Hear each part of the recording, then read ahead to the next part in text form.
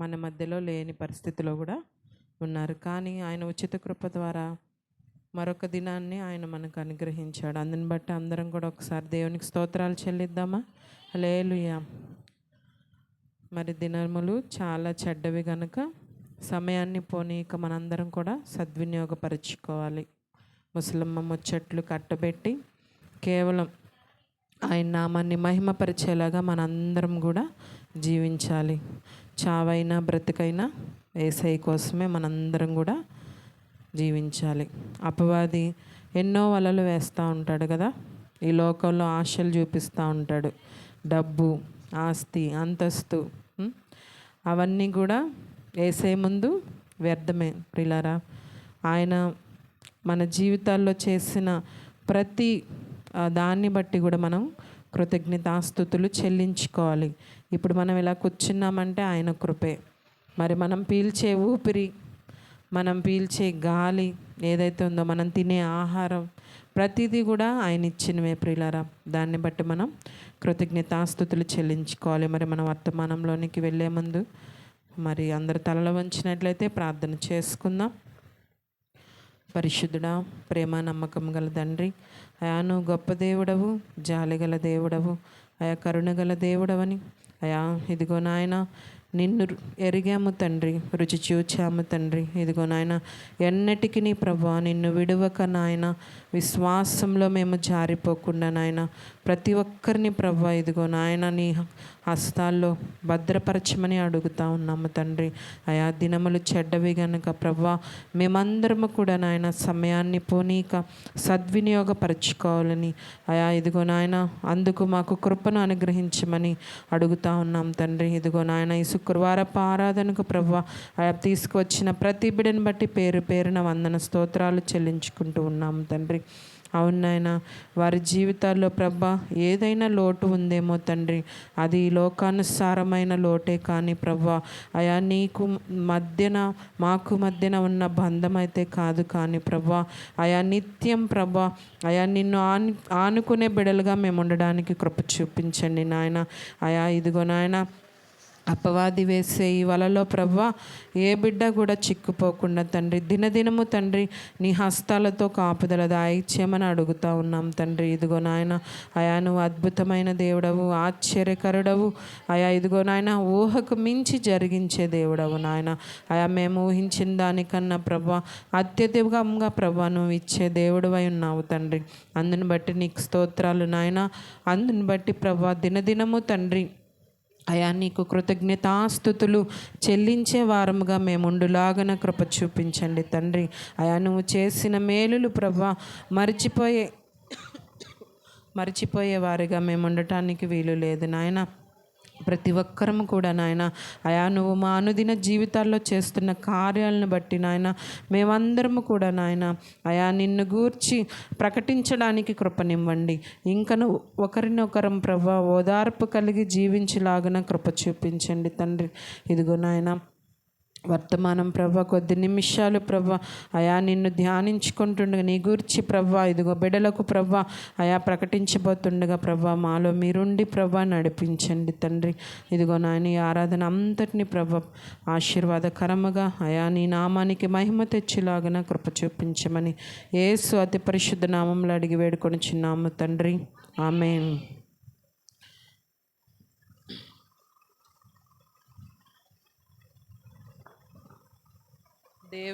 దేవుడు మన జీవితంలో చేసిన కార్యాలను బట్టి మనందరం కూడా కృతజ్ఞతాస్తుతులు చెల్లించాలని చెప్పి దేవుని లేఖనాలు తెలియచేస్తూ ఉన్నాయి. ఒకసారి అందరం గట్టిగా హల్లెలూయా చెప్దాం.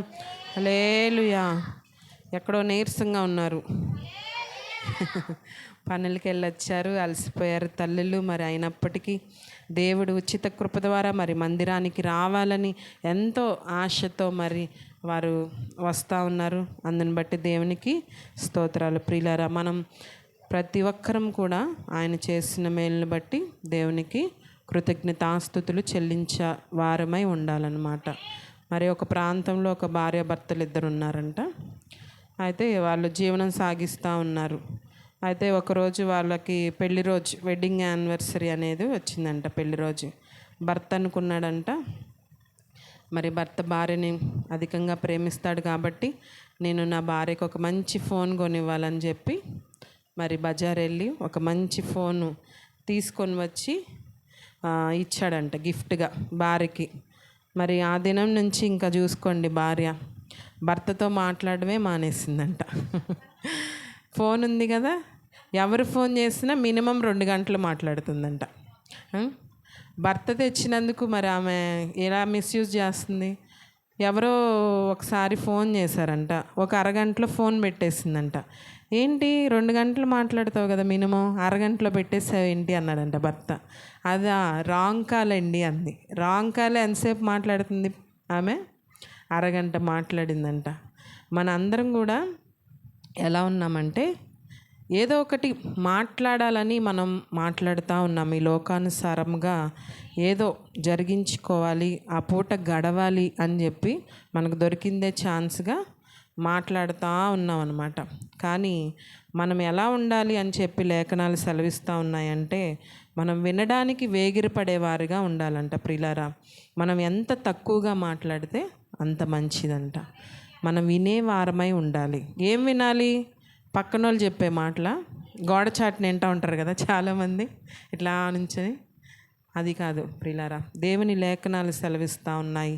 మనం దేవుని మాటలు వినడానికి వేగిరపడాలంట. ఎవరైనా బైబిల్ గురించి చెప్తా ఉంటుంటే ఇంకా అయ్యో నాకు ఈ జ్ఞానం కొదువై ఉందే, నేను ఇంకొంచెం సమకూర్చుకోవాలి అన్న ఉద్దేశంతో మనం వినడానికి వేగిరపడాలంట. లోకపరమైన మాటలు కాదు, లోకపరమైన ఆశలు కాదు, లోకాన్ని గూర్చిన మాటలు కూడా మనకి అనవసరం ప్రియులారా. మనం ఈ చివరి దినాల్లో ఉన్నాము, మనకి సమయం ఇంకా ఎంతో లేదు. రానున్న రోజుల్లో సువార్త కూడా చాలా కొదువైపోతుంది. భయంకరమైన కరువులు తాండవిస్తాయి అన్నమాట. అందరం కూడా జాగ్రత్తగా మనం మన జీవితాన్ని, ఇప్పటి వరకు ప్రయాణించింది వేరు, ఇప్పటి నుంచైనా మన జీవితాన్ని దేవునిపై ఆనుకున్న బిడ్డలుగా మనం ఉండాలి. ఎందుకంటే దినములు చాలా చెడ్డవిగా ఉన్నాయి. ప్రతి ఒక్కరు కూడా సమయాన్ని పోనీక సద్వినియోగం చేసుకోండి. మీరు పనిచేసే చోట, మీరు ఎక్కడ ఉన్నా కూడా మనకి దేవుడు ఇచ్చిన ఈ జీవాన్ని బట్టి, దేవుడు మన జీవితాల్లో చేసిన ప్రతి కార్యాన్ని బట్టి సాక్ష్య జీవితం కలిగి ఉండాలన్నమాట. పిల్లలు మరి స్కూల్స్ తెరవబోతూ ఉన్నారు, సిద్ధపడి ఉన్నారు. దేవుని కాపుదల ఈ వేసవి కాలం అంతా దేవుడు మనకి మంచి ఆరోగ్యాన్ని ఇచ్చాడు, కాపుదల ఇచ్చాడు. అందుని బట్టి దేవునికి మనం కృతజ్ఞతాస్తుతులు చెల్లించాలి. ఒకసారి అందరూ హల్లెలూయా చెప్దాం. హల్లెలూయా. దేవుడు మనకి చెప్తా ఉన్నాడు, కృతజ్ఞతాస్తుతులు చెల్లించాలి. ప్రతి విషయంలో కూడా కృతజ్ఞతాస్తుతులు చెల్లించాలని చెప్పి లేఖనాల్లో దేవుడు మనకు సెలవిస్తూ ఉన్నాడు. అందరం కూడా మన గ్రంథాలను తెరిచి చదివినట్లయితే 57వ కీర్తన 10వ అధ్యాయాన్ని మనం ధ్యానిద్దాం ప్రియులారా. 57వ కీర్తన 10వ అధ్యాయము. ప్రభువా, జనములలో నీకు కృతజ్ఞతాస్తుతులు నేను చెల్లించెదను, ప్రజలలో నిన్ను కీర్తించెదను. ఇక్కడ లేఖనాల్లో మరి రాస్తా ఉన్నారు కీర్తనలు. ప్రభువా, జనములలో నీకు కృతజ్ఞతాస్తుతులు చెల్లించెదను. జనములలో మనం ఎక్కడ? ఇంట్లో కదా. ఇంట్లో మనం బయట అమ్మో బైబిల్ పట్టుకొని వెళ్ళాలంటే భయం. ఏమనుకుంటారో వాళ్ళు, వీళ్ళేమనుకుంటారో, అమ్మో వాళ్ళ చర్చికి వెళ్తారు, వాళ్ళు క్రైస్తవులు అని అనుకుంటారేమో అని మనకి ఎంతో చిన్నబోయిద్ది కదా ప్రియులారా. ఇక్కడ రాసిన గాయకుడు చెప్తా ఉన్నాడు, ఆయన జనములలో కృతజ్ఞతాస్తుతులు చెల్లించేవాడిగా ఉన్నాడంట. ప్రజలందరిలో కూడా ఆయన్ని కీర్తించేవాడిగా ఉన్నాడంట. ఇక్కడ లేఖనాల్లో మనం ప్రతి విషయాన్ని బట్టి మనం కృతజ్ఞతాస్తుతులు చెల్లిస్తున్నామా?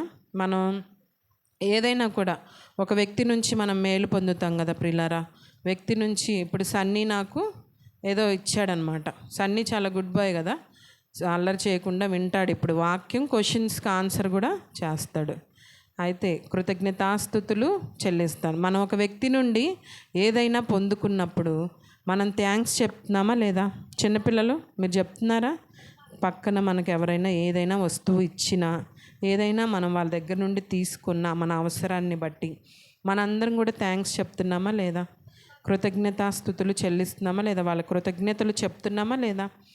మనం ప్రతిదీ కూడా మనం ఎవరి నుండైనా ఏమైనా తీసుకున్నా కూడా, అమ్మా చాలా థ్యాంక్స్ అమ్మా, మాకు ఇచ్చావు, థ్యాంక్స్ అయ్యా, నువ్వు మాకు హెల్ప్ చేశావు. అదేవిధంగా దేవుడు మన జీవితాల్లో చేసిన మేలులన్నిటిని బట్టంట ప్రియులారా, దేవుడు మన జీవితాల్లో చేసిన మేలులు, ఇప్పుడు మనం ఈ విధంగా ఇక్కడ కూర్చున్నాం కదా, ఇది కూడా మరి దేవుని ఏర్పాటే. మరి ఎంతోమంది దినం చూడని ఎంతోమంది గతించిపోయారు కదా. మరి మన చుట్టుపక్కల వాళ్ళు సువార్త మరి అందుతా ఉంది, మరి వారు వినాలన్న ఆలోచన ఏదైతే ఉందో కొంతమందికి అది ఉండట్లేదు. మరి దేవుడు ఈ కొద్ది మాటలు మనం వినటానికి వేగిరపడి మనం మందిరానికి వచ్చాము. ఎందుకు? మన ఆత్మీయతలో మనం నింపుదలతో ఉండాలని, మన హృదయాలను దేవునికి మనం దగ్గరగా ఉంచుకోవాలి, మనం ఏదో నేర్చుకోవాలి, ఆ జ్ఞానాన్ని మనం పెంపొందించుకోవాలన్న ఉద్దేశంతో మరి మీ అందరూ కూడా ప్రయాసపడి మరి ఆటో మాట్లాడుకొని ఇంతవరకు మరి వస్తున్నారంటే దేవుడి కనుదృష్టి మీ మీద ఖచ్చితంగా ఉంటుంది మా ప్రియ తల్లులారా. అందుని బట్టి నేను దేవునికి ఎంతో స్తుతులు చెల్లించుకుంటా ఉన్నాను. బిడ్డలకు మంచి జ్ఞానాన్ని ఇవ్వయ్యా. ఏదైతే ఉందో వాళ్ళు ఇంకను నీకు దగ్గరగా వాళ్ళు ఆనుకోవాలయ్యా. కొద్దిగైనను వాళ్ళు తొలగిపోకూడదు. ప్రతి విషయమందు కూడా కృతజ్ఞతాస్తుతులు చెల్లించేవారుగా ఉండాలని చెప్పి అనుదినం నేను పాస్టర్ గారు మీ అందరి కోసం ప్రతి ఒక్కరిని బట్టి ప్రార్థిస్తాం. మా అనుదిన కుటుంబ ప్రార్థనలో మీ అందరినీ కూడా గుర్తుంచుకుంటామన్నమాట. ఎందుకు? దేవుడు చేసిన మేలులు, ప్రతి మేలును బట్టి కూడా మనం కృతజ్ఞతాస్తుతులు చెల్లించేవాలి. మన ప్రతి విషయమందు కూడా మనం దేవునికి కృతజ్ఞతాస్తుతులు చెల్లించాలని చెప్పి ఇక్కడ లేఖనాలు మనకి సెలవిస్తూ ఉన్నాయి. మరి యేసు ప్రభు మనకి లోకానికి వచ్చాడు. ఎలా వచ్చాడు? దీన దాసుడుగా తను తగ్గించుకొని ఎంతో మరి లేని స్థితిలో ఒక సామాన్య వడ్రంగి కుటుంబంలో ఆయన మన ముందే కదా ఒక మాదిరికర జీవితాన్ని చూపించి వెళ్ళాడు. అదేంటండి, వాళ్ళు డబ్బులు ఉన్నాయి కాబట్టి వాళ్ళు అలా ఉన్నారు, ఇలా ఉన్నారు అని అంటారేమో, అలా అనడానికి కూడా లేదు. ఆయన ఒక మాదిరికర జీవితాన్ని మనకు చూపించాడు ప్రియులారా. ఆయన సాటి మనిషిని ఏ విధంగా ప్రేమించాడో మనకి లేఖనాలు ప్రతిదీ మత్తయి సువార్తలో మరి చూస్తూ ఉంటుంటే, లూకా సువార్తలో ప్రతిదీ ఆయన ఈ భూమి మీద ఉన్న కొంత ఆ కాలం ఏదైతే ఉందో ఆయన ఎంతో ప్రేమించేవాడంట. ప్రతి ఒక్కరిని దీనత్వంతో అసలు ఎవ్వరు కూడా అంత ప్రేమ చూపించలేని ప్రేమ ఆయన కనపరిచేవాడంట. మనము ఏదో ఇస్తేనే ప్రేమించే వాళ్ళగా ఉంటాం కదా. అదిగో ఆమె నాకేం ఇవ్వలేదుగా, ఆమెతో నేను మాట్లాడనిక, అదిగో ఆ వస్తువు ఇవ్వలేదు, ఏదన్నా ఇస్తేనే మనం మాట్లాడతాం. మన తల్లిదండ్రులు మనల్ని ఎంతో ప్రేమిస్తారు, అయినా కూడా మనకి ఏదో ఇస్తేనే కానీ మనం తల్లిదండ్రులని చూడమన్నమాట. అలాంటి వారంగా మనం ఉండకూడదు ప్రియులారా. ప్రతి విషయమందు మనం వాళ్ళు మంచి చేసినా, ఏది చేసినా, మేలు చేసినా, కీడు చేసినా కూడా దేవుడు లేఖనాలు ఏం సెలవిస్తూ ఉన్నాయంటే మనం మేలు చేసేవారిగానే ఉండాలి, కీడు చేసేవారిగా మాత్రం ఉండకూడదంట. అప్పుడే ఒక మాదిరికర జీవితం అనేది మనకి దేవుని ప్రేమ అంటే ఏంటో, దేవుడు ఆ ప్రేమను మనందరికీ ఎలా పంచాడో అదే ప్రేమను మనం కూడా ఒకరి పట్ల ఒకరు కనపరుచుకోవాలి. అంతేగాని ఆమె నన్ను ఇలా అందండి, నాకు ఆమె ఏది ఇవ్వలేదండి, ఇదిగో నా భర్త నాకు ఇలా చేశాడు, నన్ను సరిగా చూసుకోవట్లేదని ఇలా ఉండడం కాదు ప్రియులరా. భర్త పడే వేదనలో, భార్య పడే వేదనలో భర్త తోడుగా ఉండాలి, భర్త పడే వేదనలో భార్య తోడుగా ఉండాలి. అదే ప్రేమను ఏదైతే దేవుడు మనకి అందించాడో అటువంటి ప్రేమనే మనం కలిగి ఉండాలని చెప్పి లేఖనాలు సెలవిస్తూ ఉన్నాయి కదా. ఆయన చాలా కార్యాలు చేశాడండి. బైబిల్ గ్రంథం చూసుకున్నట్లయితే చాలా అద్భుతమైన ఆశ్చర్యమైన కార్యాలు ఆయన మన ముందు కనపరిచి వెళ్ళాడు. ఆయన వ్యక్తిత్వం ఎలా ఉంది? యేసు ప్రభు వారు ఈ భూమి మీద జీవించినప్పుడు ఆయన వ్యక్తిత్వం ఎలా ఉంది చెప్పండి? ఆయన ప్రతి విషయమందు కూడా తండ్రి దేవునికి విజ్ఞాపన చేసేవాడు, కృతజ్ఞతాస్తుతులు చెల్లించేవాడంట. ఏ విషయంలోనైనా కూడా మరి చాలా జనసమూహం మరి చీకటి అవుతూ ఉంది, దేవుని వాక్యం వినడానికి మరి ఆ కొండ మీదకి వచ్చినప్పుడు మరి తినడానికి ఏమీ లేని పరిస్థితిలో ఒక చిన్న బాలుడు మరి అక్కడికి వచ్చాడనమాట. 5 రొట్టెలు 2 చేపలు తీసుకొని వచ్చాడు. అవి ఆయన అక్కడ మనకి లేఖనాల్లో ఉంటుంది, మత్తయి సువార్త 15:36. ఆయన ఆ రొట్టెలను తీసుకొని ఆకాశం వైపు ఎత్తి మరి దేవునికి కృతజ్ఞతాస్తుతులు చెల్లించి, అసలు ఏమీ లేని పరిస్థితిలో మరి అవి దొరకడం అంటే మరి దేవుని ఏర్పాటే కదా. మరి అంతమంది వచ్చి మరి అక్కడ ఎంతోమంది జనసమూహం, ఇంచుమించుగా 5,000 మంది అంట. మరి వచ్చి వాళ్ళకి మరి పిల్లలు ఉంటారు, పెద్దలు ఉంటారు, వృద్ధులు ఉంటారు, మరి ఎంతోమంది ఉంటారు కదా.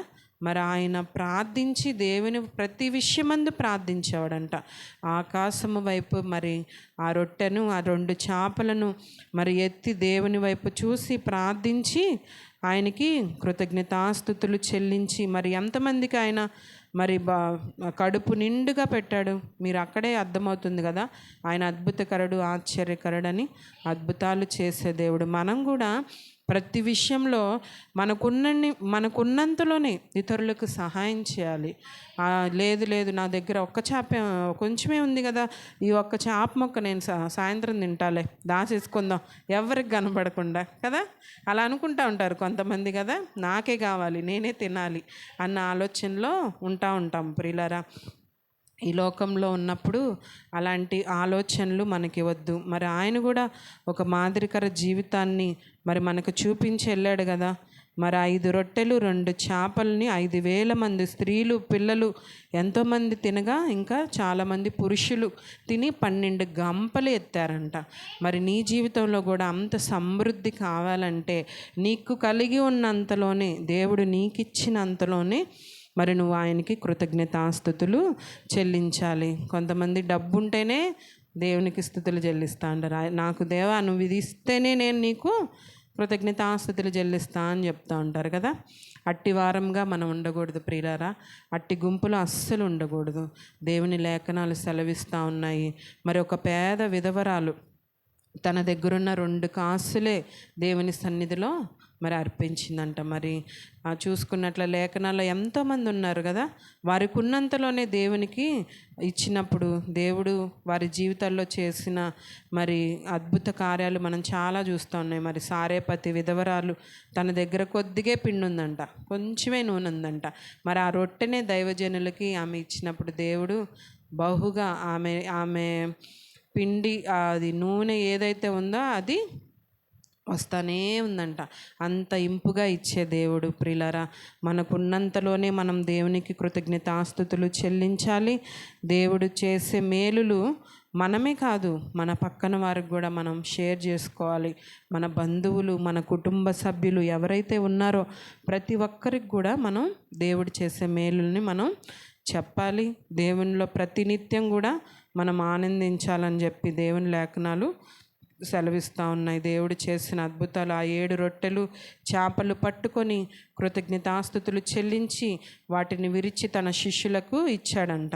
శిష్యులు జనసమూహం మొత్తానికి వడ్డించారంట. ప్రియులారా, అద్భుతం చేయగలిగిన దేవుడు యేసుప్రభు వారు అద్భుతం చేయడానికి ముందు మరి ఎప్పుడు కూడా తండ్రి దేవునికి ప్రార్థించేవాళ్ళంట. మరి ఆకాశము వైపు ఆయన కన్నులెత్తి చూసి తండ్రి దేవునికి విజ్ఞాపన చేసేవాడంట.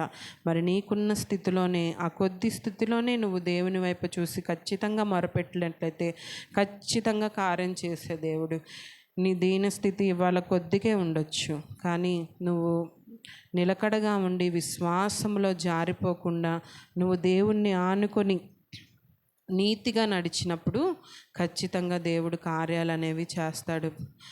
ప్రియ సంఘ బిడ్డలారా, మీరు గమనించండి, అద్భుతాలు చేసే దేవుడు. నీ జీవితంలో వనరులు కొద్దిగా ఉన్నప్పుడు, నీ అవసరత చాలా పెద్దగా ఉందనుకోండి, మన దగ్గర చూస్తే కొంచెమే డబ్బు ఉంటుంది, కానీ మన కష్టాలు లిస్ట్ చెప్పమంటే ఎంత చెప్తారు? ఈ రోడ్డు దాటిపోద్దా రాయమంటే అంత లిస్ట్ రాస్తారు కదా.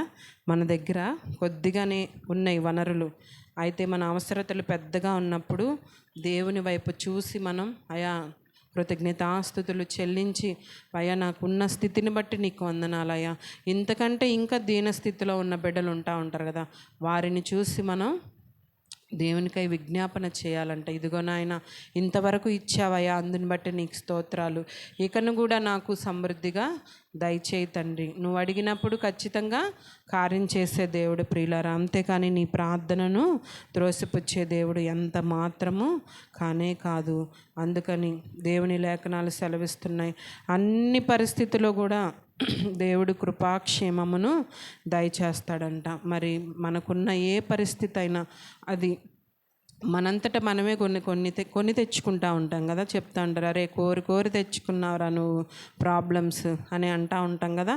మనం ఎన్ని సమస్యలు మనం తెచ్చుకున్నప్పటికీ దేవుని వైపు మనం ఈ లోకంలో ఉన్నప్పుడు సమస్యలు అనేవి ప్రతి ఒక్కరికి వస్తాయి. అందులో విశ్వాస జీవితంలో ఉన్న ప్రతి బిడ్డకు కూడా ఎక్కువ శ్రమలు, ఎక్కువగా సిలువను మోయడమే శ్రమ అనమాట. ఎక్కువ శ్రమలు వస్తాయి, కానీ అవి ఎలా మనం తట్టుకొని నిలబడాలో, ఎలాగ మనం శోధనను అధిగమించాలో దేవుడు మనకు తన ఆత్మశక్తితో మనకి ఆలోచన అనేది దయచేస్తాడంట ప్రియులారా. అమ్మా నేను ఏంటమ్మా మందిరానికి రావట్లేదు, ఏంటమ్మా చెల్లి ఏంటి నువ్వు రావట్లేదు, అక్క నా బాధలు నీకేం చెప్తాలే అక్క, చాలా ఉన్నాయి, అందుకే మందిరానికి రాలేకపోతున్నాను అక్క. కారణాలు అనేక వెతుకుతూ ఉంటారు కదా. మనం లోకంలో ఉన్నప్పుడు లోకంలో ఉన్న ఆలోచనలు, ఆ బాధల్నే మనం చూస్తూ ఉంటాం. కానీ ఆ బాధలను పరిష్కరించే దేవుని వైపు నువ్వు తిరగగలుగుతున్నావా? ఒక్కసారి ఆలోచన చేసుకో. మనకున్న బాధ, ఆయన పడిన వేదన ముందు పెద్దదేం కాదు ప్రియులారా. ఆయన పొందిన శ్రమల ముందు, ఆ దెబ్బల ముందు, ఆయన కార్చిన రక్తం, మనం పడే బాధలు ఆయన పొందినవి కంటే ఎక్కువ అనుకుంటారా? ఒకసారి ఆత్మ పరిశీలన చేసుకోండి. మీరు ఒంటరిగా కూర్చొని ఆలోచిస్తూ ఉంటారు కదా. అప్పుడు ఒకసారి ఆలోచించండి, యేసయ్య ఈ బాధ ఎలా పొందాడు, అసలు నా కోసం సిలువలో రక్తం కార్చాడు. మరి ఆయన పడిన బాధ ముందు నేను పడే బాధ పెద్ద సమస్య.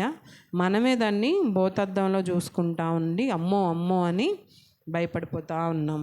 మనం పడిన బాధల ముందు, ఆయన పడిన బాధల ముందు మనం పడే బాధలు ఏమి కూడా ఎక్కువ కాదంట. లేఖనాలు మనకు సెలవిస్తూ ఉన్నాయంట. అన్ని పరిస్థితుల్లో నీ పరిస్థితి ఏదైనా కూడా, నీ దేన పరిస్థితి ఏదైనా కూడా ఆయన కృపాక్షేమాలు మన వెంట ఉంటాయంట. మనము పచ్చిక బయళ్ళలో పరుండ చేసే దేవుడు అంట. ఆయన శాంతికరమైన జలముల యొద్ద మనల్ని నడిపించే దేవుడు అంట.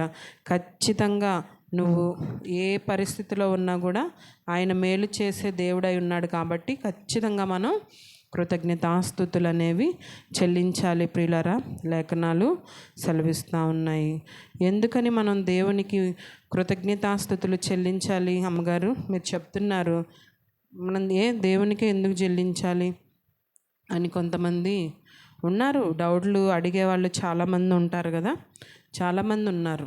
మరి మనం ఎందుకని దేవునికే చెల్లించాలి? మనుషులు కదా మనకి చేస్తుంది, ఇదిగో ఇది ఇచ్చింది నాకు ఆయన కదా, మరి ఇది ఉద్యోగం అనేది ఇచ్చింది ఈయన కదా, మరి నేను ఆయనకి చెప్పనా వెళ్ళి థ్యాంక్స్ అంటారు. కానీ మనం ఎవరికి మొరపెట్టగా ఆయన మన జీవితంలో కార్యం జరిగింది, దాన్ని బట్టి మనం కృతజ్ఞతాస్తుతులు చెల్లించాలన్నమాట. దేవుడికి మనం ఎందుకని కృతజ్ఞతాస్తుతులు చెల్లించవల ఉన్నదో 106వ కీర్తన 40వ అధ్యాయము, 106వ కీర్తన 40వ వచనం. 106వ కీర్తన 40వ వచనం. దేవుణ్ణి ఎరగని వారందరూ అన్యజనులమే. ఎవరైనా చదువుతారా? 106వ కీర్తన 40వ వచనం. మీరందరూ చక్కగా వెళ్తూ ఉన్నారు, చదువుతూ ఉన్నారు కదా. మరి రెఫరెన్సెస్ మనం ఫాస్ట్గా కొంచెం తీయాలన్నమాట. కావున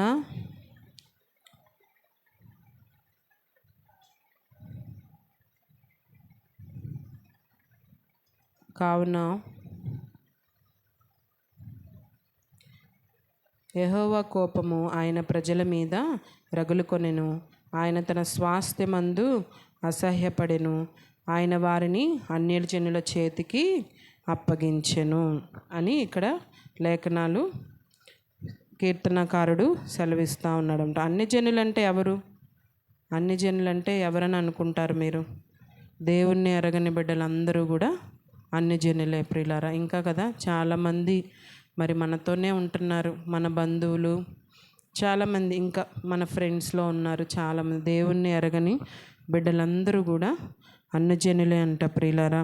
మన దేవుడు పరిశుద్ధుడు కాబట్టి ఆయనకి మనం కృతజ్ఞతాస్తుతులు చెల్లించాలని చెప్పి ఇక్కడ లేఖనాలు సెలవిస్తూ ఉన్నాయి. మనం దేవుని ఎరిగిన బిడ్డలుగా ఉన్నామా, మరి నులివెచ్చగా ఉన్నామో ఒకసారి మీరు క్వశ్చన్ చేసి, అమ్మగారు నేను 5 వారాలు అయితే 5 వారాలు వచ్చేస్తున్నాను, అసలు ఎప్పుడు ఆబ్సెంట్ అవ్వట్లేదు కదా అని మనం అనుకోవచ్చు. కానీ ఒకసారి మనం ఆత్మ పరిశీలన చేసుకోవాలి.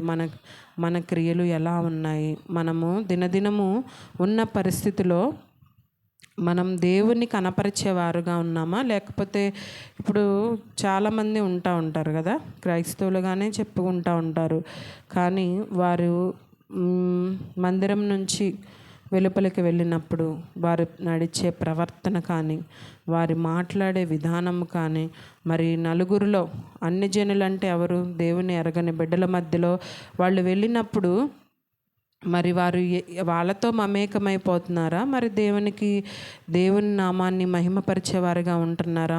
ఒకసారి మనందరం కూడా ఆత్మ పరిశీలన అనేది చేసుకోవాలి.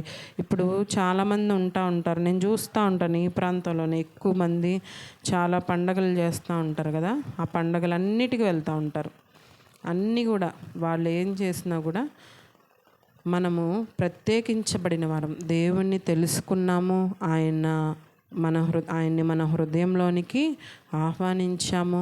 మరి ఆయన లేఖనాలు మనము అనుదినము చర్చిలో వింటూ ఉన్నాము కదా, ఏం చేయాలో ఏం చేయకూడదు, దేవుని అనుసరించాలంటే మనం ఎట్టివారమై ఉండాలో, దేవుని విషయంలో మనం ఎంత జాగ్రత్తగా ఉండాలో, మన నీతిని కాపాడుకోవడంలో, విశ్వాసాన్ని కాపాడుకోవడంలో, అలాగే మన నడవడికని, మన చూపుని, మన కనుదృష్టిని, మన నోటి మాటని మనం ఎలా కాచుకోవాలో దేవుని లేఖనాల ద్వారా మన అనుదినము, మరి వారానికో అనుదినమో దైవజనుల ద్వారా మనము వింటూనే ఉంటున్నాము. కానీ మన కార్యాచరణలు ఎలా ఉంటున్నాయి అంటే, మందిరాన్ని వెలుపలికి వెళ్ళినప్పుడు మన పరిస్థితి పూర్తి వ్యతిరేకంగా మారిపోతూ ఉంది. అందుని బట్టి దేవుడు చెప్తా ఉన్నాడు, దేవుడికి ఎందుకు కృతజ్ఞతాస్తుతులు చెల్లించాలంటే ఆయన ఈ భూమి మీదే ఆయన నివసించాడు. ఏ విధంగా నివసించాడో తెలుసా ప్రియులారా? అతి పరిశుద్ధంగా దేవుడు నివసించాడంట. పాపుల మధ్యలోనే ఆయన సంచరించాడు, కానీ ఏ పాపాన్ని కూడా ఆయన అంటించుకోలేదంట. మనమైతే వెళ్ళిపోతాం, అన్నీ కూడా దేవునికి అవమానపరిచేలాగా మనం ఉంటున్నామో ఒకసారి మనం ఆలోచించుకోవాలి. అతి పరిశుద్ధుడిగా ఆయన జీవించాడంట. లేవికాండంలో 19:1-2 ఉంది, దేవుడు పరిశుద్ధుడు కాబట్టి మనం కూడా పరిశుద్ధంగా నీతిగా జీవించాలని చెప్పి లేఖనాలు సెలవిస్తూ ఉన్నాయంట. దేవుడు మరి లోకంలోనే ప్రియులారా మన మధ్యనే ఆయన ఇక్కడనే తిరిగాడు, ఇక్కడనే కార్యాలు చేశాడు కదా, ఇక్కడనే కార్యాలు చేశాడు. కానీ లోక మాలిన్యాలు ఏవి కూడా ఆయన అంటించుకోలేదంట.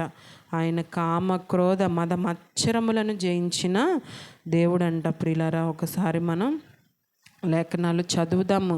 దేవుడు ఎంత పరిశుద్ధంగా జీవించాడో అట్టి రీతిగా మనందరం కూడా జీవించాలని చెప్పి ఒక మాదిరికర జీవితాన్ని ఆయన ఈ భూమి మీద కనపరిచి వెళ్ళాడు. మరి అంత పరిశుద్ధంగా నువ్వు ఎలా జీవించావు ప్రభా అని ఒక్కసారి మనం అసలు దేవుణ్ణి ఆరాధించినప్పుడు ఆ పరిశుద్ధతను బట్టి నాకైతే చాలా చాలా అసలు అంత దేవుడు ఈ లోకాన్ని ఎలా జయించాడు. మనం కేవలం ప్రార్థనా శక్తిని బట్టే ఈ లోకాన్ని జయించాలి. మరి మనం అంత ప్రార్థనా శక్తి, అంత మోకాళ్ళ అనుభవాన్ని కలిగి ఉన్నప్పుడు మాత్రమే ఈ లోకంలో ఉన్న ప్రతి పాపాన్ని కూడా మనం జయించేవారుగా ఉంటాము. మరి అట్టి పరిశుద్ధ దేవుడు మనందరం ఎరిగాము. మనందరం ఆయన పరిశుద్ధుడని ఎరిగి మరి మనం బాప్తిసాన్ని తీసుకొని దేవుడు మరి అతి పరిశుద్ధుడని మనం ఎరిగాం కాబట్టి మనందరం కూడా ఆయన కనపరిచిన నీతిని, ఆయన కనపరిచిన ఒక మాదిరికర జీవితాన్ని మనందరం కూడా ఆచరించేవారిగా ఉండాలి. కానీ లోకంతో నేను అక్కడికి వెళ్తా, గుణదల తిరణాలకు వెళ్తా, ఇక్కడికి వెళ్తా, ఆవుటిపల్లి తంబిగారి తిరణాలకు వెళ్తా, ఇవన్నీ కాదు. దేవుని లేఖనాలు ఖచ్చితంగా సెలవిస్తున్నాయి. ఆయన నీతిమంతుడు కాబట్టి మనం కూడా అదే విధంగా జీవించాలి, అంతే పరిశుద్ధంగా జీవించాలి. నోటి మాట చేతైనను, కంటి చూపు చేతైనను, మనం నడిచే నడవడిక చేతైనను కూడా మనము పాపం చేయకూడదంట ప్రియులారా. ఆయన కామ క్రోధం మద మచ్చరం లేని దేవుడు అంట. ఆయనకు ఒక మచ్చైనా డాగైనా ఏది కూడా లేదు కదా. వైట్ పేపర్ చూసుకున్నట్టయితే వైట్ పేపర్లో అయినా అక్కడక్కడ ఏదైనా చిన్న డాట్స్ కనబడతా ఉంటాయేమో, కానీ నా దేవుడు సజీవుడైన దేవుడు, అతి పరిశుద్ధుడైన దేవుడు. ఒకసారి అందరం కూడా అట్టి దేవుడిని ఎరిగాం కాబట్టి ఒక్కసారి స్తోత్రాలు చెల్లిద్దాం. హల్లెలూయా. అట్లాంటి దేవుడు మనకున్నందుకు మనం ఎంతో ధన్యులం ప్రియులారా. మనం దేవుణ్ణి తెలుసుకున్నాము, ప్రత్యేకించబడ్డాము. మరి ఈ రీతిగా దేవుడు మనకిచ్చిన కొద్ది సమయాన్ని ఆయన సన్నిధానంలో గడుపుతున్నాము, ఆయన లేఖనాలను ధ్యానించుకుంటా ఉన్నాము. మరి దేవుడు ఎలాంటి వాడో కూడా మనము తెలుసుకున్నాము. మనం ఎందుకు కృతజ్ఞతాస్తుతులు చెల్లించాలో కూడా దేవుడి లేఖనాల్లో మరి పొందుపరిచినట్లుగా మనం ప్రతి విషయమందు నీకున్న స్థితిని బట్టి కొద్దిగైనా, అది పెద్దదైనా చిన్నదైనా కూడా దేవుడు నీ జీవితంలో చేసిన ప్రతి కార్యాన్ని బట్టి కూడా నువ్వు స్తుతులు చెల్లించాలంట. యేసుప్రభు వారి భూమి మీద నివసించినప్పుడు మరి ఎంతోమంది కదా, మరి సమరయ్య స్త్రీ, ఎంతోమంది స్త్రీలు ఆయనతో మాట్లాడాడు కదా. మరి ఆయన కూడా చాలా బహు సుందరమైన రూపం అంట ప్రియులారా. ఎంత సుందరుడంటే మా లైన్స్ చదువుతా ఉంటే చాలా ఏడుపు వస్తుంది. మరి అట్టి దేవుడు కంటి చూపు చేత అయినను, నోటి మాట చేత కూడా ఆయన పాపం చేయలేదంట. మరి ఇప్పుడున్న భయంకరమైన పరిస్థితులు చూస్తూ ఉంటుంటే చాలా ఘోరంగా ఉన్నాయి కదా బయట. మరి అట్టి పరిస్థితుల్లో మనం నిజదేవుణ్ణి ఎరిగి ఆయన పరిశుద్ధతను ఎరిగినప్పుడు మనకి కూడా అట్టి శక్తి దేవుడు ఇస్తాడంట. మనం మొరపెట్టినప్పుడు, అయ్యా ఈ లోక పాపం, ఈ లోక మాలిన్యం మమ్మల్ని అంటనీయకుండా దినదినము మమ్మల్ని కాయా, మేము బయటికి వెళ్తున్నా, లోపలికి వెళ్తున్నా, బయటికి వెళ్తున్నా, మమ్మల్ని కాచి లోక దృష్టి, ఏ దుష్టుడి కను దృష్టి నా మీద, నా బిడ్డల మీద లేకుండా చేయని మనం నిత్యము ప్రార్థనా శక్తితోనే ఇవన్నీ కూడా దేవుడు జయించాడంట. తండ్రి దేవునికి విజ్ఞాపన చేసి మరి ఆయన లోకాన్ని జయించి ఒక పాపరహితుడుగా మనందరి ముందు ఆయన కనపరుచుకొని, ఆయన ఒక్క పాపం కూడా చేయలేదంట ప్రియులారా. మరి ఆయన ఎంత గొప్పవాడో మీరందరూ ఒకసారి గుర్తెరగాలి. ఆయన పరిశుద్ధుడు కనుక మనం ఆయన్ని ఆరాధించాలి, ఆయనకి కృతజ్ఞతాస్తుతులు చెల్లించాలి. పరలోకమంతా అంట ఒకసారి మనకి లేఖనాల్లో చూసినట్లయితే పరలోకం అంతా అంట ధ్వనిస్తూ ఉంటుందంట, ఆయన పరిశుద్ధుడు పరిశుద్ధుడు పరిశుద్ధుడు అని నిత్యం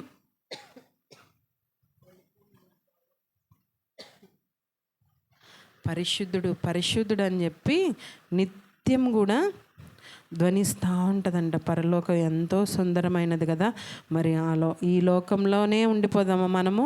మరి అక్కడికి చేరాలని మీ అందరికీ ఆశ కలిగి ఉన్నారా? ఒకసారి హల్లెలూయా చెప్దాం. హల్లెలూయా. మరి పరలోకం అంత సుందరమైన లోకంలో ప్రతినిత్యం పరిశుద్ధుడు పరిశుద్ధుడు నా దేవుడు అని చెప్పి ఈ ఒక్క స్వరమే అలా మనకి ఈకోలాగా వినిపిస్తూ ఉంటుందంట ప్రియులారా. పరలోకం ధ్వనిస్తూ ఉంది ఆయన పరిశుద్ధుడైన దేవుడు అని చెప్పి. లోకంలో ఉన్నవాళ్ళు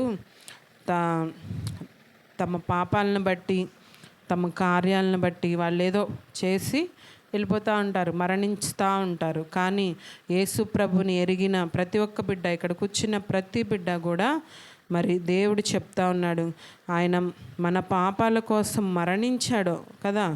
ఆయన శిలువ మరణం ద్వారా మనకేమొచ్చింది? రక్షణ అనేది మన జీవితంలో వచ్చిందనమాట కదా. దేవుడు మరి మనం పాపస్థితిలో ఉన్నప్పుడు మనం ఎక్కడ తప్పిపోతామో అని చెప్పి మరి మహా ఆకాశ మహాకాశాలు దాటి మరి ఆయన రాజ్యాన్ని వదిలి దీనుడై కదా మనందరి కోసం ఈ భూమి మీదకి వచ్చాడు. ప్రియులారా, ఏదైనా కూడా మనం చేసే పాపం ఎవరు చూడట్లేదు అనుకోవచ్చు, అది చిన్నదైనా పెద్దదైనా కూడా దేవుడు ప్రతిదీ కూడా గమనిస్తూ ఉంటాడు. ఆయన కన్ను మరుగై లేదంట, ప్రతి ఒక్కరి మీద ఉందంట. ప్రియులారా, మనం చేసేది అది చిన్నదే అవనివ్వండి పెద్దదే అవనివ్వండి, దేవుడు నన్ను చూడట్లేదు కదా, నాకేం తెలియదులే, ఎవరు చూడట్లేదులే, కంటిన్యూ చేసేద్దాం మనం చేసే పాపం అని అనుకోవద్దు. దేవుడు ప్రతి ఒక్క చోట చూస్తూ ఉంటాడు. మరి ఆయన చూస్తున్నాడన్న భయం ప్రతి ఒక్కరిలో కూడా ఉండాలని చెప్పి నేను తెలియజేస్తూ ఉన్నాను. ప్రతి ఒక్కరు కూడా ప్రార్థన విజ్ఞాపనల చేత దేవునికి మొరపెట్టాలి, కృతజ్ఞతాస్తుతులు చెల్లించాలి. ఆయన చేసింది చిన్న పని అవ్వండి పెద్ద పని అవ్వండి, దేవుడు నీ జీవితంలో అయ్యా ఇదిగో ఈ దినం చూడని ఎంతోమంది గతించిపోయారు ప్రభా, అయినప్పటికీ నాకు ఒక దినాన్ని నా జీవితంలో ఇచ్చావయ్యా, ఈ జీవాన్ని ఇచ్చావు, ఈ ఊపిరిని ఇచ్చావు, అందుని బట్టి నీకు స్తోత్రాలు తండ్రి, నీకు వందనాలు చెల్లించుకుంటున్నానని చెప్పి ప్రతి విషయమందు నువ్వు కృతజ్ఞతాస్తుతులు అనేవి చెల్లించాలన్నమాట. దేవుడు మరి దేవునికి ఇంకెందుకు మనం కృతజ్ఞతాస్తుతులు చెల్లించాలో చూద్దామా. ఆయన సమీపంగా ఉన్న దేవుడు అంట. కీర్తనలు రాసిన 75వ కీర్తన 1వ అధ్యాయము.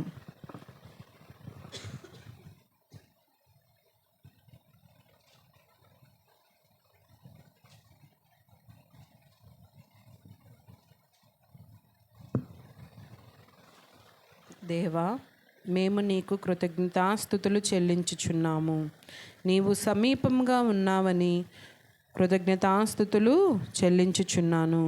నరులు నీ ఆశ్చర్య కార్యములను వివరించుదురు. అవును ప్రియులారా కదా, ఈ లోకం మరి చాలా హాస్పిటల్స్ ఉంటాయి కదా, 24/7 అని చెప్తారు. అంటే 24 గంటలు అందుబాటులో ఉంటాయి. మీరు ఎప్పుడు ఫోన్ చేసినా ఎప్పుడున్నా కూడా మీరు తీసుకురావడమే ఆలస్యం అని కొన్ని హాస్పిటల్స్ 24/7 అని రాస్తారు కదా. కొన్నిసార్లు మన ఎమర్జెన్సీ మీద వెళ్ళినప్పుడు కొంతమంది డాక్టర్లు అందుబాటులో ఉండరేమో కదా, లేరండి డాక్టర్ గారు రావాలండి, టైం పట్టిద్ది, వెయిట్ చేయండి అంటూ ఉంటారు. హాస్పిటల్స్లో ఎక్కువ జరిగేది ఇదే, ఎందుకంటే డాక్టర్స్ చాలా బిజీగా ఉంటారు కాబట్టి. అయితే ఈ లోకానుసారంగా హాస్పిటల్స్ మనకు అందుబాటులో లేకపోవచ్చేమో. ఒకవేళ మన బంధువులు అయ్యా నాకు బాగాలేదు త్వరగా రండి అని అన్నప్పుడు మన ఫోను లిఫ్ట్ చేయకపోవచ్చేమో. మనకున్న పరిస్థితిలో, మన సమస్యను బట్టి, మనకున్న ప్రతి ప్రాబ్లం బట్టి మరి లోకానుసారంగా ఉన్న బంధువులు స్నేహితులు ఎవరైనా కూడా అందుబాటులో ఉండకపోవచ్చేమో. కానీ లేఖనాలు సెలవిస్తూ ఉన్నాయి ఏంటంటే ప్రియులారా, దేవుడు మనకు సమీపంగా ఉన్నాడంట. నువ్వు ఎప్పుడు ఫోన్ చేయడమే ఆలస్యం. ఫోన్ చేయడం అంటే అమ్మగారు దేవుడికి నెంబర్ ఉందా అని అంటారేమో, కాదు. మనం దేవునితో మాట్లాడేది ప్రార్థన ద్వారా మాత్రమే. దేవుడు మనం అతి దగ్గరగా ఉంటాడంట. మన ప్రార్థన ప్రతినిత్యం ఆలకిస్తాడంట. మరి నువ్వు చేసే ప్రతి పనిలో కూడా ఆయన మనకి తోడుగా ఉంటాడంట. ఎప్పుడు నువ్వు దేవునిపై ఆనుకున్నప్పుడు, నువ్వు మోకరించి ప్రార్థించి తండ్రి ఇలా ఉందయ్యా నా పరిస్థితి, ఇవాళ ఇలా జరిగిందయ్యా, అనునిత్యం నువ్వు ఎప్పుడు పిలిస్తే అప్పుడు రెడీగా నీ ఫోన్ ఆన్సర్ చేయడానికి చెప్పమ్మా రెడీగా ఉంటారంట. లోకంలో ఉన్న వ్యక్తులు మన ఫోన్ కాల్స్ ఆన్సర్ చేయకపోవచ్చేమో, లోకంలో ఉన్న ఎంతోమంది మనకు అందుబాటులో లేకపోవచ్చేమో కదా. కానీ దేవుని లేఖనాలు సెలవిస్తూ ఉన్నాయి ప్రియులారా, దేవుడు మనకు అతి సమీపంగా ఉన్నాడంట. అందు విషయమై మనం కృతజ్ఞతాస్తుతులు చెల్లించాలంట. ఒకసారి మన అందరం కూడా స్తోత్రాలు చెల్లిద్దామా. హల్లెలూయా. అవును తండ్రి, నువ్వు మా అందరికీ సమీపంగా ఉన్నావు. మేము ఎప్పుడు పిలిస్తే అప్పుడు నువ్వు మాకు సమాధానాన్ని ఇస్తున్నావు. ఎప్పుడు పిలిచినా నువ్వు మాకు ఉత్తరం ఇచ్చే దేవుడవు తండ్రి. అందుని బట్టి నీకు స్తోత్రాలయ్యా. సమీపంగా ఉన్నాడు కాబట్టి మనం ప్రతి విషయం అందు ఆయనకి కృతజ్ఞతాస్తుతులు చెల్లించే వారముగా ఉండాలన్నమాట. మరి దేవుడు ఈ వారం ఈ అంశం ద్వారా మనం ఏ ఏ విషయాల్లో దేవునికి కృతజ్ఞతాస్తుతులు చెల్లించాలో కొద్దిసేపు మనం ధ్యానించుకోవడానికి దేవుడు కృపనిచ్చాడు. ప్రియులారా, మరి అట్టి పరిశుద్ధమైన దేవుడు, పాపరహితుడైన దేవుడు, మరి నిన్ను నన్ను ఏకరీతిగా ప్రేమించిన దేవుడు మన కొరకై మరి వచ్చి ఆయన సిలువలో మరణించి తిరిగి లేచి ఒక మాదిరికర జీవితాన్ని మరి ఆయన మన ముందర ఉంచి ఈ లోకాన్ని జయించాలంటే మనం ఏమేమి కలిగి ఉండాలో, లోకాన్ని ఎలా జయించాలో ఒక మాదిరికర జీవితాన్ని ఆయన చూపించి వెళ్ళాడు. అందుని బట్టి దేవునికి మనం కృతజ్ఞతాస్తుతులు చెల్లించాలి. మనకి ఎవరైనా కీడు చేయొచ్చు. కీడంటే ఒక మర్డరే చేయ అవసరంలా, అది నోటి మాట చేతైనను, చేతి పని చేతనైనను, మనల్ని దూషణ చేతనైనను, ఏదైనా కూడా వారు చేసే ప్రతి పని ఏదైనా మనల్ని ఇబ్బంది పెట్టిన ఎడల, దేవుని పనికి ఇబ్బంది పెట్టిన ఎడల ప్రతిదీ కూడా చూస్తున్న దేవుడు. ఆయన ఖచ్చితంగా దానికి తగిన ప్రతిఫలాన్ని ఇచ్చే దేవుడు అంట. ప్రియులారా, ఒకసారి మనందరం కూడా అట్టి దేవుణ్ణి కలిగి ఉన్నారు. ఆయన మనకు సమీపంగా ఉన్న దేవుడు, మనం ఎప్పుడు పిలిస్తే అప్పుడు పలికే దేవుడు, మన ప్రార్థనను ఎంత మాత్రము త్రోసిపుచ్చే దేవుడు కాదు కదా. ఇప్పుడు కొంతమంది విఐపీస్ ఉంటారు కదా, వాళ్ళ దగ్గరికి వెళ్ళాలంటే ముందు బయటికి నడు అంటారేమో, కానీ దేవుడు నిన్ను నన్ను అలా త్రోసివేసే దేవుడు కాదు. ప్రియ తల్లి, ప్రియ చెల్లి, ప్రియ అక్క, ఈ రాత్రి కాల సమయంలో దేవుడు మాట్లాడుతూ ఉన్నాడు. దేవుడు త్రోసిపుచ్చే దేవుడు ఎంత మాత్రము కాదు. పాపాన్ని జయించిన దేవుడు, ఒక మాదిరికర జీవితాన్ని మనకిచ్చిన దేవుడు. మనం ఎప్పుడు ఏదైనా కూడా ఆయనకి ప్రతి విషయమందు కృతజ్ఞతాస్తుతులు చెల్లించి మన విజ్ఞాపనల ద్వారా మొరపెట్టినప్పుడు ఖచ్చితంగా జవాబిచ్చే దేవుడు. ఒకవేళ మనుషులు నువ్వు మేలు చేస్తేనే మేలు చేయొచ్చేమో కదా, కానీ దేవుడు అలాంటి వాడు కాదు. ఆయన నిన్ను నన్ను ఏకరీతిగా ప్రేమించిన దేవుడు. ఆయన ఈ లోకంలో చేసిన అద్భుత కార్యాలు ఎన్నో ఆశ్చర్య కార్యాలు కదా. మన విశ్వాస జీవితంలో మనం పడిపోకుండా చాలా బైబిల్లో చాలా చాలా ఎగ్జాంపుల్స్ అనేవి మీరు చదువుతూ ఉండండి. ఒకవేళ మీరు చదవలేని పరిస్థితిలో చిన్నపిల్లల చేత చదివించుకోండి. ఒక గుప్పెడి చాక్లెట్స్ ఇచ్చైనా వాళ్ళని కూర్చోబెట్టి నాకు ఇవ్వాలి, ఇది నువ్వు చదువు అని చెప్పి వాళ్ళని రిక్వెస్ట్ చేసి చదివించండి. ఇప్పుడు చాక్లెట్ అనగానే సన్నీ నా వంక చూస్తూ ఉన్నాడు, మా మమ్మీ ఇచ్చిద్దేమో అని కదా. అలా మనము బైబిల్ జ్ఞానాన్ని మనం పొందుకోవాలి. అనుదినం దేవునిలో ఉండాలంట. సమయాన్ని పోనీక మనం సద్వినియోగం చేసుకోవాలంట. ప్రియులారా, దేవుడు మరి కొద్ది మాటలు తన వినికిడిలో దీవించునుగాక. ఆమేన్.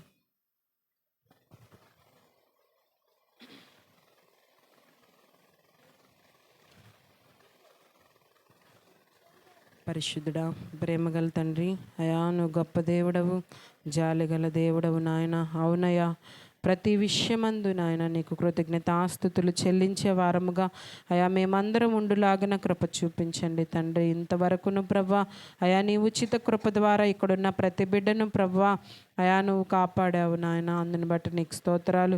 తల్లులందరూ ప్రభా మరి వృద్ధులు వచ్చి ఉన్నారు తండ్రి.